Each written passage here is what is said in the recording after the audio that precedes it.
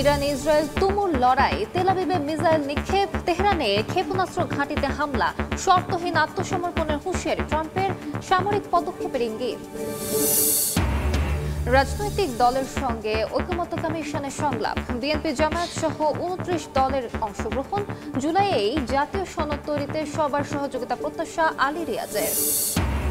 মায়ের নামে বরাদ্দকৃত গুলশানের বাড়িতে উঠছেন তারেক রহমান, সংস্কারের পর হয়েছে বসবাসের উপযোগী, ভোটের দিনক্ষণ চূড়ান্ত হলেই ফিরবেন বিএনপির ভারপ্রাপ্ত চেয়ারম্যান। ভারী বৃষ্টিতে চট্টগ্রাম ও খুলনায় জলাবদ্ধতা, চরম দুর্ভোগে নগরবাসী, পার্বত্য অঞ্চলে পাহাড় ধসের শঙ্কা, ২২ জুন পর্যন্ত বৃষ্টিপাত অব্যাহত থাকার পূর্বাভাস। এবং এক ব্যক্তির এনআইডি দিয়ে পাসপোর্ট নেন অন্যজন, জালিয়াতির সত্যতা মিলেছে ইমিগ্রেশন অফিসের সার্ভারে, দায় চাপালো এসবি রিপোর্টের ওপর, ব্যবস্থা নেওয়ার আশ্বাস পুলিশের।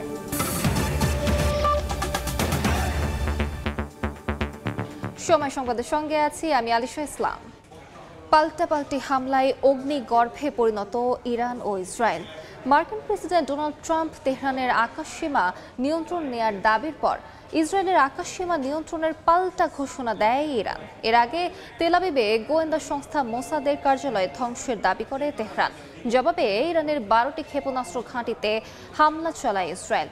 এদিকে ইসরায়েলের সঙ্গে যৌথভাবে ইরানের পারমাণবিক স্থাপনায় হামলার ইঙ্গিত দিয়েছেন ট্রাম্প। তার হুমকির পর এবার সরাসরি যুদ্ধ শুরুর ঘোষণা দিয়েছেন ইরানের সর্বোচ্চ ধর্মীয় নেতা আয়াতুল্লাহ আলী খামেনি। দিন যত পেরোচ্ছে ততই ভয়াবহ হয়ে উঠছে ইরান ইসরায়েল সংঘাত। স্থানীয় সময় মঙ্গলবার ইসরায়েলের গোয়েন্দা ভবন লক্ষ্য করে হামলার দাবি করে ইরানের ইসলামিক রেভলিউশনারি গার্ড কর্পস বা আইআরজিসি। এতে ক্ষতিগ্রস্ত হয় বহু স্থাপনা। মঙ্গলবার ইসরায়েলের দিকে হাইপারসোনিক ক্ষেপণাস্ত্র ফাত্তা-১ নিক্ষেপের দাবি করেছে আইআরজিসি।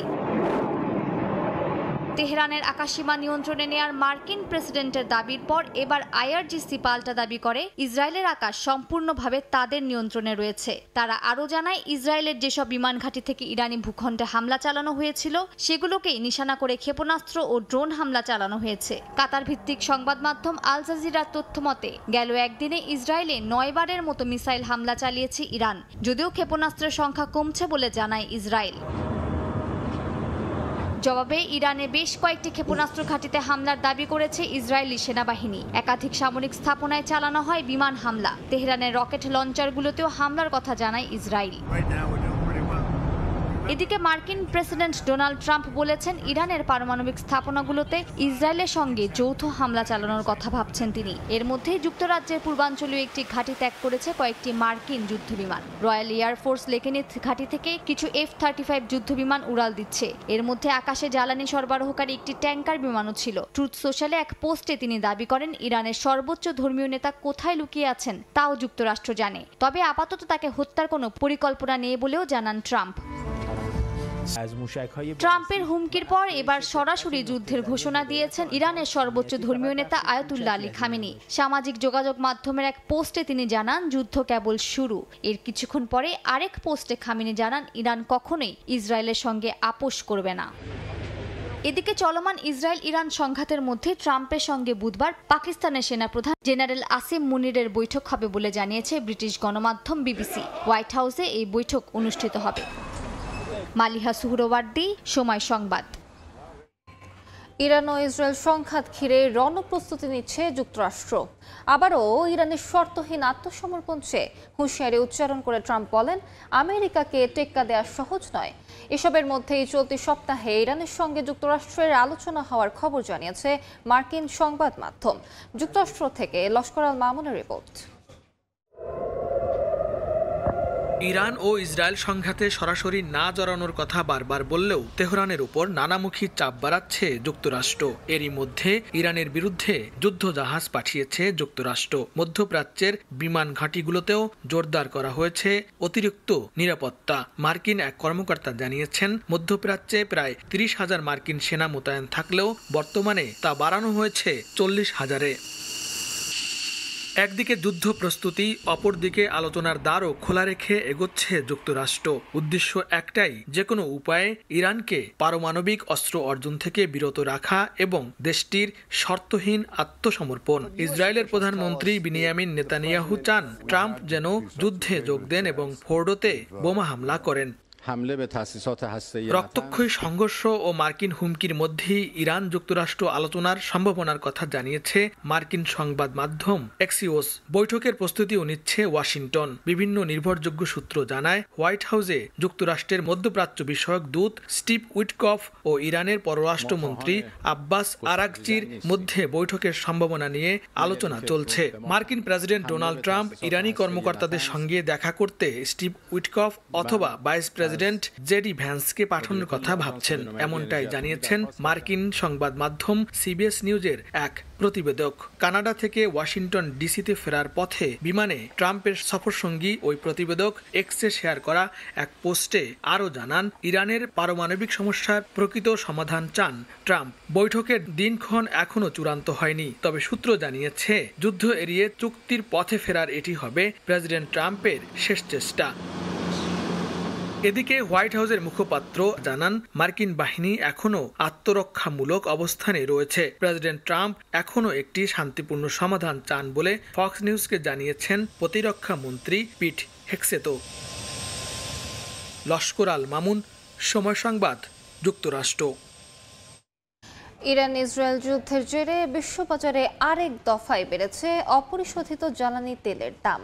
টালমাটাল পরিস্থিতিতে পতনের মুখে পড়েছে মার্কিন শেয়ার বাজার। এর আগে হরমুজ প্রণালী দিয়ে পরিবহন বিঘ্ন হওয়ার শঙ্কায় তেলের দাম আরও বাড়ার আশঙ্কা করা হচ্ছে। তবে চলমান সংঘর্ষের কারণে তেল উৎপাদনে কোনো ক্ষতি হয়নি বলে জানাচ্ছে ব্রিটিশ বার্তা সংস্থা রয়টার্স। দিন দিনই জোরালো হচ্ছে ইরান ইসরায়েল যুদ্ধ। প্রত্যক্ষ পরোক্ষভাবে জড়িয়ে পড়ছে বিশ্বের বিভিন্ন দেশ। এর মধ্যে মার্কিন প্রেসিডেন্ট ডোনাল্ড ট্রাম্পের হুমকি, তেহরানকে নিঃশর্ত আত্মসমর্পণ করতে হবে। ইরানের পারমাণবিক স্থাপনাগুলোতে ইসরায়েলের সঙ্গে যৌথ হামলা চালানোর কথা ভাবছেন বলেও জানিয়েছেন তিনি। দাবি করেছেন ইরানের আকাশসীমা পুরোপুরি নিয়ন্ত্রণে নেয়ার। ট্রাম্পের এমন অবস্থানের পর বিশ্ববাজারে অপরিশোধিত জ্বালানি তেল ব্রেন্ট ক্রুডের দাম বেড়ে যায় 4.4%। প্রতি ব্যারেলের দাম উঠে $76.45। ওয়েস্ট টেক্সাস ইন্টারমিডিয়েটের দামও 4.3% বেড়ে উঠে যায় $74.84। ইরান ইসরায়েল যুদ্ধে মার্কিন প্রেসিডেন্টের সরাসরি জড়িয়ে পড়ার খবরে অবশ্য পতন দেখে তার নিজ দেশ মার্কিন যুক্তরাষ্ট্রের শেয়ার বাজারের সূচক S&P 500 কমে যায় 0.84%, আর নাসদাক কম্পোজিট কমে 0.91%। এমন খবরই দিয়েছে বার্তা সংস্থা আল জাজিরা। এমন টালমাটাল সময়েই মঙ্গলবার ভোরে সংযুক্ত আরব আমিরাতের জলসীমায় দুইটি ট্যাঙ্কারের সংঘর্ষে আগুন লেগে যায়। এতে জ্বালানি সরবরাহকারী সংস্থাগুলোর ঝুঁকি বেড়ে গেছে। এর আগে শিল্প খাতের এক বরাতে মঙ্গলবার ব্রিটিশ বার্তা সংস্থা রয়টার্স জানিয়েছে, চলমান সংঘর্ষের ফলে তেল উৎপাদনে কোনো ক্ষতি হয়নি। এখনও ওপেকভুক্ত দেশগুলোর অতিরিক্ত উৎপাদন সক্ষমতা রয়েছে। ইরান ইসরায়েল উভয়ই একে অপরের জ্বালানি অবকাঠামোতে বিমান হামলা চালালেও প্রধান তেল রপ্তানির কেন্দ্রগুলোতে আঘাত হানেনি। তবে হরমুজ প্রণালী দিয়ে পরিবহন ব্যাহত হওয়ার শঙ্কায় ঊর্ধ্বমুখী রয়েছে বিশ্বের জ্বালানি তেলের বাজার। কারণ এই প্রণালী দিয়েই দৈনিক গড়ে বিশ্বের 20% জ্বালানি পরিবহন হয়ে থাকে। কামরুল হাসান সবুজ, সময় সংবাদ। অন্য প্রসঙ্গ, জুলাইয়ের মধ্যেই সনদ তৈরি করতে চায় জাতীয় ঐকমত্য কমিশন। দ্রুত কাজ শেষ করতে রাজনৈতিক দলগুলোর সহযোগিতা চেয়েছেন কমিশনের সহ সভাপতি অধ্যাপক আলী রিয়াজ। ফরেন সার্ভিস একাডেমিতে কমিশনের সঙ্গে রাজনৈতিক দলের দ্বিতীয় দফায় তৃতীয় দিনের বৈঠকের শুরুতে তিনি বলেন, সংবিধান সংস্কার কমিশনের প্রাথমিক পর্যায়ের আলোচনায় বিকল্প প্রস্তাব এসেছে, সেগুলো নিয়েও আলোচনা হবে।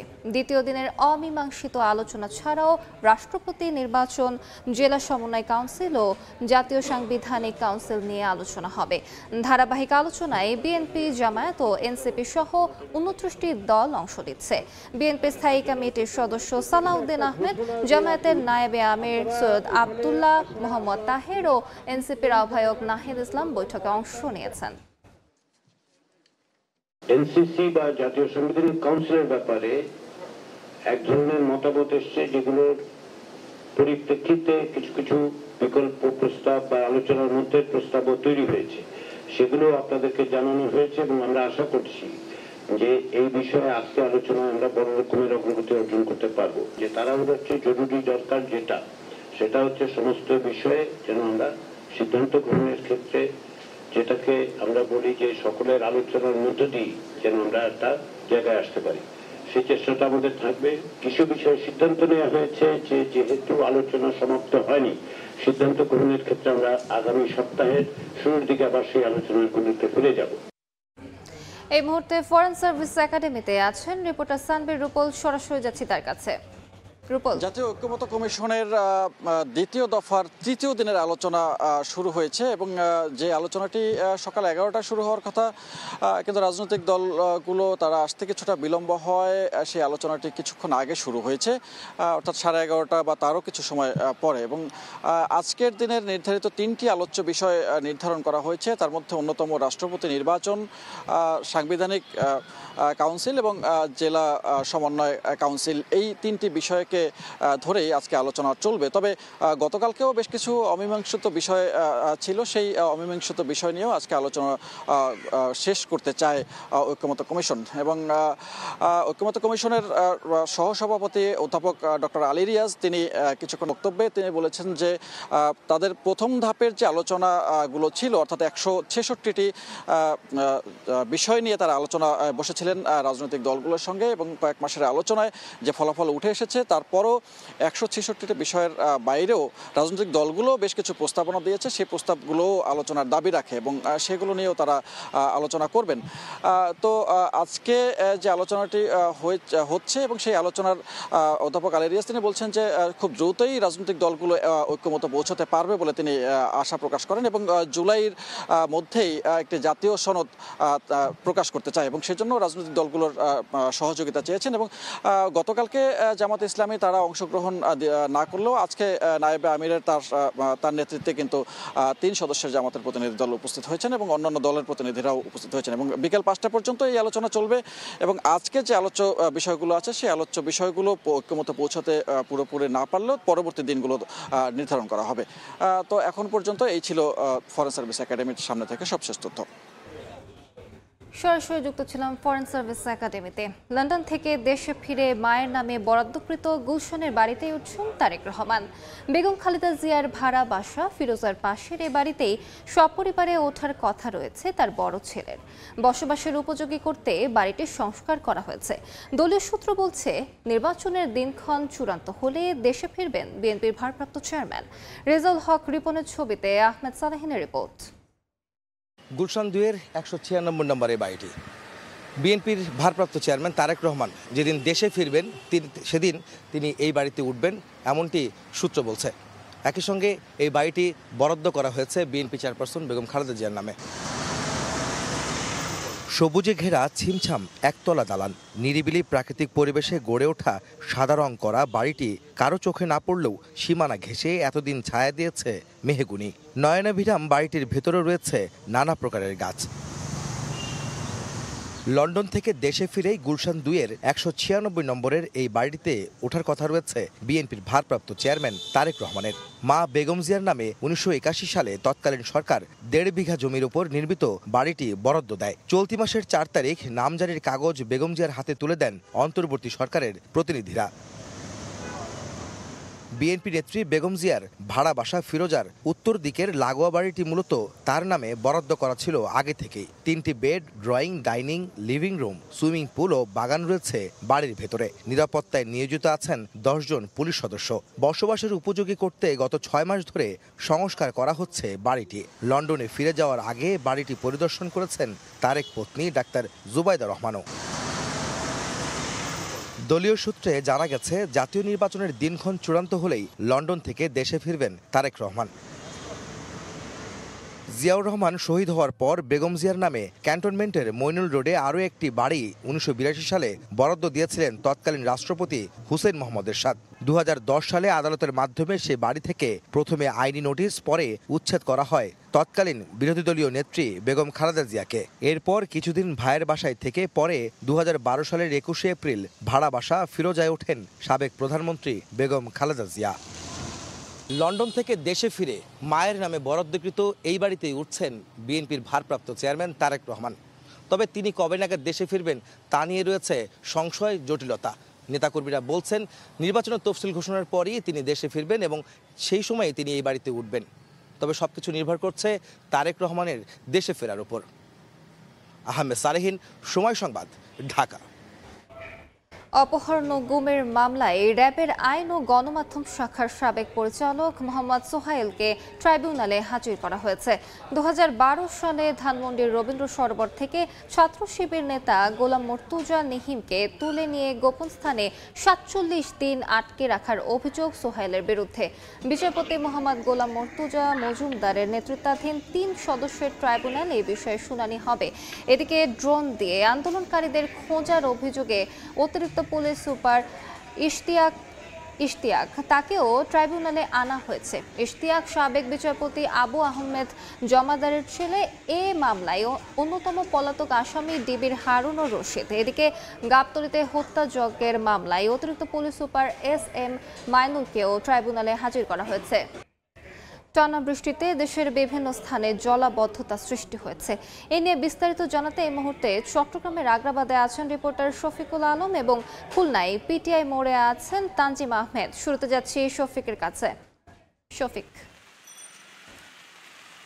ভোর থেকে চট্টগ্রামে বলা যায় ভারী বৃষ্টিপাত হচ্ছে, কিন্তু ভারী বৃষ্টিপাতে চট্টগ্রামে বেশ কিছু নিচু এলাকা, বিশেষ করে আগ্রাবাদ এবং চৌমোহনী এবং হাজিপাড়া, এই বেশ কিছু এলাকায় কিন্তু পানি উঠেছে এবং এগুলো নিচু এলাকা, নিম্ন এলাকায় পানি উঠেছে এবং এতে করে এই আগ্রাবাদ এলাকা, ব্যবসায়ী এলাকা, বাণিজ্যিক এলাকা মানুষরা কিছুটা হতে বিপাকে পড়েছেন এবং যানবাহনে চলাচলের সমস্যা পড়তে হচ্ছে এবং রিক্সা, CNG বেশ কিছু নষ্ট হয়ে গেছে সেরকম দেখেছি। তবে এছাড়াও কিন্তু হাজিপাড়া এলাকা,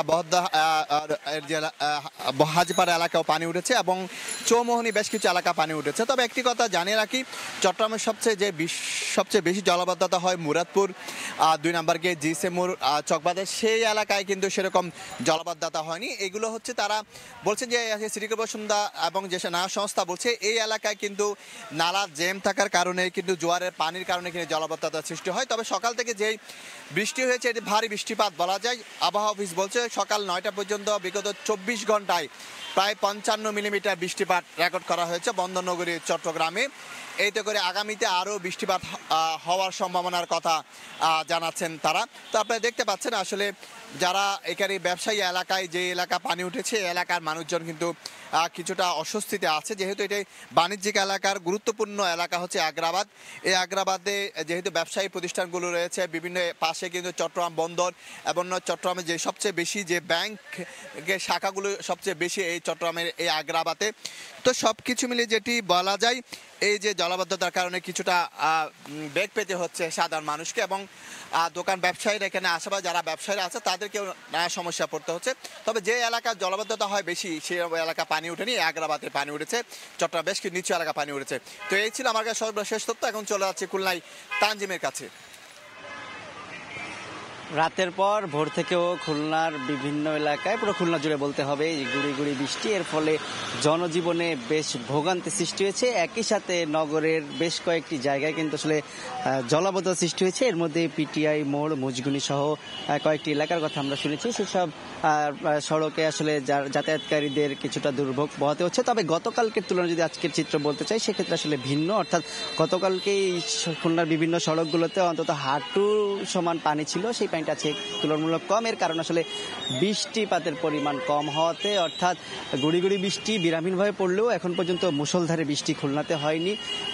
তবে গুড়ি গুড়ি বৃষ্টির ফলেও সাধারণ যারা শিক্ষার্থী থেকে শুরু করে কর্মজীবী মানুষ রয়েছেন, নিম্ন আয়ের মানুষ রয়েছেন, যারা নিত্য প্রয়োজনে বাইরে বেরিয়েছে তাদের ভোগান্তিতে পড়তে হচ্ছে। অর্থাৎ এই যে বৃষ্টি মাথায় নিয়ে তাদেরকে ভিজে পড়ে গন্তব্যে যেতে হচ্ছে। একই সাথে যানবাহন এর অপেক্ষাও তারা দাঁড়িয়ে রয়েছেন, ফুটপাতগুলো ব্যবহার করছেন চলাচলের জন্য। এটি জানিয়ে রাখতে চাই, খুলনাতে সাধারণত রয়্যাল মোড় সহ সবচেয়ে বেশি প্লাবিত হয়। তবে সেই এলাকাগুলোতে আজকে আমরা কিছুটা পানির কম দেখেছি। তবে যদি বৃষ্টি বাড়ে সেক্ষেত্রে আসলে এই জায়গাগুলো প্লাবিত হবে। জোয়ারের সাথে সম্পর্কিত একটা বিষয় রয়েছে, যেহেতু ভৈরবনাথ কাছে। স্থানীয় যে বিষয়গুলো বলছেন, আসলে যেসব ড্রেন খুলনা নগরীতে রয়েছে এই ড্রেনগুলোর অনেকটি একের সাথে অন্যটির বিভিন্ন জায়গায় সংযোগ না থাকার ফলে আসলে পানি নামতে দেরি হয়, এর ফলেও কিন্তু ভোগান্তি হয়। একই সাথে জানিয়ে রাখতে চাই, গত 5 বছরে খুলনা সিটি কর্পোরেশন কিন্তু প্রায় ১,৫০০ কোটি টাকার খরচ করেছে জলাবদ্ধতা নিরসনে, তবে সেই যে কাঙ্ক্ষিত সুফল সেটি কিন্তু আসলে নগরবাসী পায়নি। এবং আসলে বলতে হয় যে গতকালকে থেকে আজকের চিত্র ভিন্ন হলেও বৃষ্টি বাড়লে নগর ডুববে। খুলনা থেকে এই ছিল আমার কাছে সর্বশেষ। সরাসরি যুক্ত ছিলাম চট্টগ্রাম এবং খুলনায়। এদিকে আবহাওয়া অফিস বলছে মৌসুমী বায়ু সক্রিয় থাকায় সারা দেশে থেমে থেমে বৃষ্টি হচ্ছে। ২২ জুন পর্যন্ত বৃষ্টি অব্যাহত থাকার পূর্বাভাস দেওয়া হয়েছে। চট্টগ্রাম সহ পার্বত্য জেলায় ভারী বর্ষণে ভূমিধস ও বন্যা হতে পারে। উত্তর বঙ্গোপসাগরে গভীর সঞ্চালনশীল মেঘমালা তৈরি হচ্ছে এবং সাগর খুব উত্তাল অবস্থায় রয়েছে। সেই কারণে সকল সমুদ্র বন্দর সমূহকে, বিশেষ করে চট্টগ্রাম, কক্সবাজার, মংলা ও পায়রা সমুদ্র বন্দর সমূহকে ৩ নম্বর স্থানীয় সতর্ক সংকেত দেখিয়ে যেতে বলা হয়েছে এবং সকল মাছ ধরা নৌকা ও ট্রলার সমূহকে পরবর্তী নির্দেশ না দেওয়া পর্যন্ত উপকূলের কাছাকাছি থেকে সাবধানে চলাচল করতে বলা হয়েছে এবং অভ্যন্তরীণ নদীবন্দরকে ১ নম্বর সতর্কবার্তা দেখিয়ে যেতে বলা হয়েছে। এই যে বৃষ্টিপাত ঢাকা সহ সারা বাংলাদেশে আরও 2 থেকে 3 দিন অব্যাহত থাকবে। সাভারে রান্না করার সময় গ্যাস লাইনের লিকেজ থেকে বিস্ফোরণে 4 জন দগ্ধ হয়েছেন। ধসে গেছে ভবনের নিচতলার দেয়াল। স্থানীয়রা জানান, ভোরে আশুলিয়ার মন্ডল মার্কেট এলাকায় নাস্তা তৈরি করছিলেন গৃহবধূ জাহানারা বেগম। এ সময় চুলা জ্বালাতেই হঠাৎ বিকট শব্দে বিস্ফোরণ ঘটে। ধসে যায় 2 তলা ভবনের নিচতলার দেয়াল। পরে ঘর থেকে 6 জনকে উদ্ধার করে স্থানীয় হাসপাতালে ভর্তি করা হয়। 2 জনকে প্রাথমিক চিকিৎসা দিয়ে ছেড়ে দেওয়া হলেও আশঙ্কাজনক অবস্থায় 4 জনকে পাঠানো হয় ঢাকা মেডিকেলে। চাঁপাইনবাবগঞ্জ সীমান্ত দিয়ে আরও 20 জনকে পুশিন করেছে বিএসএফ। ভোরে মুষলধারে বৃষ্টির মধ্যেই মাসুদপুর সীমান্ত দিয়ে কাঁটাতার খুলে 20 জনকে বাংলাদেশে ঠেলে পাঠানো হয়। খবর পেয়ে বিজিবি তাদের আটক করে শিবগঞ্জ থানায় হস্তান্তর করে। আটককৃতদের দাবি, তারা কুড়িগ্রামের বাসিন্দা, কাজের তাগিদে বিভিন্ন সময় ভারতে গিয়েছিলেন। এদের মধ্যে 3 জন পুরুষ, 7 জন নারী ও 10 শিশু রয়েছে। এই ঘটনায় বিএসএফকে জোর প্রতিবাদ জানানো হয়েছে বলে জানায় বিজেপি। আজও ঢাকা দক্ষিণ সিটির নগর ভবনে অবস্থান নিয়ে বিক্ষোভ করছেন ইশরাক সমর্থকরা। সরাসরি যাচ্ছি তার কাছে। আজও কিন্তু আসলে অবস্থান কর্মসূচি পালন করছে ইশরাকের যে সমর্থকরা রয়েছেন তারা নগর ভবনে। তারা কিন্তু সকাল থেকে আমরা বেলা 11টা থেকে দেখছি তারা এখানে কিন্তু দলে দলে এখানে আসছেন এবং ইশরাকের হোসেনকে যাতে শপথ গ্রহণের মাধ্যমে তাকে আসলে এই মেয়র পদটি তাতে যাতে বুঝিয়ে দেওয়া হয় সেজন্য কিন্তু আমরা দেখেছি লাগাতার কর্মসূচি তার সমর্থকরা চালিয়ে যাচ্ছিল। আজও কিন্তু তার ব্যতিক্রম নয়। আমরা কিন্তু দেখছি যে এখানে জড়ো হয়েছেন তার বিএনপির যে নেতাকর্মীরা রয়েছেন তারা, পাশাপাশি দক্ষিণ সিটির যেই মানুষজন রয়েছেন, সাধারণ জনগণ, তারাও কিন্তু এখানে অবস্থান নিয়েছেন। আমরা দেখেছি তাদের একটি দাবি, আসলে দাবির কোনো পরিবর্তন কিন্তু আমরা দেখিনি। পাশাপাশি একটি দাবি তারা যুক্ত করছেন, আসিফ মাহমুদ সজীব ভুঁইয়া যিনি আছেন স্থানীয় সরকার প্রধান, তার বিরুদ্ধে কিন্তু তারা অভিযোগ তুলছেন বিভিন্ন দুর্নীতি সহ নানা অনিয়মের। তবে তার এই নিয়ে কিন্তু আসলে ইশরাক গতকালকেও একটি কথা বলেছিলেন, আমরা দেখেছি সেই সংবাদও কিন্তু আমরা প্রচার করেছি। আমরা জানিয়ে রাখি যে এই ইশরাক কিন্তু আসলে ইঞ্জিনিয়ার যে ইশরাক হোসেন তার কিন্তু আজ বেলা 12টার দিকে এখানে উপস্থিত থাকার কথা ছিল। তিনি কিন্তু এখনও আসলে নগর ভবনে এসে পৌঁছাননি এবং তার আসা আগ পর্যন্ত কিন্তু চলবে এই অবস্থান কর্মসূচি। আমাদেরকে গতকালকে তারা যেটি জানিয়েছিল, ইশরাক হোসেন আসার পূর্ব পর্যন্ত যে কর্মসূচি আসলে তারা চালিয়ে যাচ্ছেন সেটি কিন্তু প্রতীকী গণ অবস্থান কর্মসূচি বলে তারা অভিহিত করছেন। পাশাপাশি আমরা আসলে দেখছি যে স্লোগানে স্লোগানে কিছুক্ষণ পরপরই কিন্তু আসলে এখানে আমরা দেখেছি যে নেতাকর্মী সহ সাধারণ যে জনগণ রয়েছেন তারা কিন্তু আসলে স্লোগানে স্লোগানে কিছুক্ষণ পরপরই এই নগর ভবনে জড়ো হচ্ছেন, অবস্থান নিচ্ছেন। এখন পর্যন্ত আসলে এই ছিল আমার কাছে নগর ভবন থেকে যেই খবরাখবর সেটিরই পরিস্থিতি জানাচ্ছিলাম। দক্ষিণ সিটির নগর ভবন থেকে যুক্ত ছিলেন আয়েশা সিদ্দিক সামিয়া। এদিকে বরগুনায় ডেঙ্গু পরিস্থিতির দিন দিন অবনতি হচ্ছে। মঙ্গলবার রাতে ডেঙ্গুতে আক্রান্ত হয়ে আরও 1 জন মারা গেছেন। এ নিয়ে জেলায় 20 জনের মৃত্যু হয়েছে। এই মুহূর্তে বরগুনা জেনারেল হাসপাতালে আছেন সহকর্মী সাইফুল মিরাজ। সরাসরি যাচ্ছি তার কাছে। মিরাজ, দেখুন, এডিস মশার তাণ্ডবে বরগুনার বাসিন্দারা বিপর্যস্ত হয়ে পড়েছেন। প্রতি বেড়ে চলেছে ডেঙ্গু আক্রান্তের সংখ্যা, ঠিক তেমনি ভাবে বাড়ছে মৃত্যুর মিছিল। গতকাল সন্ধ্যায়ও বরগুনার এক বাসিন্দা ডেঙ্গুতে আক্রান্ত হয়ে মারা গিয়েছেন। এ নিয়ে জেলায় মোট মৃতের সংখ্যা দাঁড়িয়েছে 20 জনে এবং গত 24 ঘন্টায় নতুন করে আরো 63 জন ডেঙ্গুতে আক্রান্ত হয়েছেন। এ নিয়ে মোট আক্রান্তের সংখ্যা দাঁড়িয়েছে 2048 জনে। চিকিৎসকরা কিছুক্ষণ আগে আমাদেরকে জানিয়েছেন যে বরগুনায় দিন যত অতিবাহিত হচ্ছে ঠিক ততই ডেঙ্গু পরিস্থিতির অবনতি হচ্ছে। এমন অবস্থায় কিন্তু পরিষ্কার পরিচ্ছন্নতা অভিযান এবং মশক নিধন কার্যক্রম বেগবান করার তাগিদ দিয়েছেন তারা। আমরা সকাল থেকে এই হসপিটালে ঘুরে ঘুরে দেখেছি যে হসপিটালের ফ্লোরে কিন্তু কোথাও তিল ধরার ঠাঁই নেই। যেখানে ৩-৪ জন রোগী থাকার কথা ছিল সেখানে কমপক্ষে ২০ জন রোগী অবস্থান নিয়েছেন। এরকম এক বিঘ্নিত। জানিয়ে রাখি যে বরগুনার এই ডেঙ্গু মহামারী আকার ধারণ করায় চিকিৎসা সেবা নিশ্চিত করার জন্য ১২ জন ডক্টর এবং ১০ জন নার্স পদায়ন করা হয়েছিল, কিন্তু এই পদায়নের ১০ দিন অতিবাহিত হয়ে গেলেও এখন পর্যন্ত একজন নার্স যোগদান করেছেন এবং ৫ জন চিকিৎসক যোগদান করেছেন, অন্যরা কিন্তু এখনো যোগদান করেনি। তো অন্যদিকে এই বরগুনায় ডেঙ্গু মহামারী আকার ধারণ করার কারণ অনুসন্ধান এবং এ থেকে পরিত্রাণের উপায় খুঁজে বের করার জন্য গতকাল বরগুনায় আইইডিসিআর এর একটি প্রতিনিধি দল এসেছে এবং তারা কিন্তু রোগীদের সঙ্গে কথা বলার পাশাপাশি বরগুনার বিভিন্ন এলাকা পরিদর্শন করছেন। তো এই ছিল বরগুনা থেকে আমার কাছে সবশেষ। সরাসরি যুক্ত ছিলাম বরগুনা জেনারেল হাসপাতালে। জালিয়াতি ও প্রতারণার মাধ্যমে এক ব্যক্তির জাতীয় পরিচয়পত্র ব্যবহার করে পাসপোর্ট নিয়েছেন অন্য ব্যক্তি। আঞ্চলিক পাসপোর্ট অফিস এবং ইমিগ্রেশন ও পাসপোর্ট অধিদপ্তর বলছে এই পদ্ধতিতে পাসপোর্ট গ্রহণের সুযোগ নেই। এদিকে জালিয়াতি ও প্রতারণার মাধ্যমে পাসপোর্ট নেওয়া ব্যক্তির অনুকূলে পুলিশের বিশেষ শাখার দেয়া প্রতিবেদনের সত্যতা মিলেছে ইমিগ্রেশন ও পাসপোর্ট অফিসের সার্ভারে। অন্যদিকে পুলিশের বিশেষ শাখায় তথ্য চেয়ে সময় সংবাদের করা আবেদনের অনুসন্ধানে ঘটনার সত্যতা পাওয়ায় অভিযুক্তদের বিরুদ্ধে বিভাগীয় শাস্তিমূলক ব্যবস্থা গ্রহণের কথা জানায় স্পেশাল ব্রাঞ্চ। রিপোর্ট করেছেন সাইফুল রুদ্র। আমি তো পূর্বে কখনো পাসপোর্টের অ্যাপ্লাই করি নাই, তাহলে কিভাবে পাসপোর্টটা এলো? না, এরকম লোক নেই। একে আমরা কোনোদিন চিনিও না, দেখিও নাই। পুলিশ ভেরিফিকেশন সাপেক্ষে পাসপোর্টটা প্রদান করা হয়েছে। চলতি বছরের মার্চ মাসে অনলাইনে ব্যক্তিগত পাসপোর্টের আবেদন করেন নাইমুদ্দিন ভূঁইয়া। ব্যাংকে টাকা জমার রসিদ ও অনলাইন আবেদনের কপি নিয়ে যান মোহাম্মদপুর আঞ্চলিক পাসপোর্ট অফিসে। ছবি তুলে আঙুলের ছাপ দিতে গেলে বাধে বিপত্তি।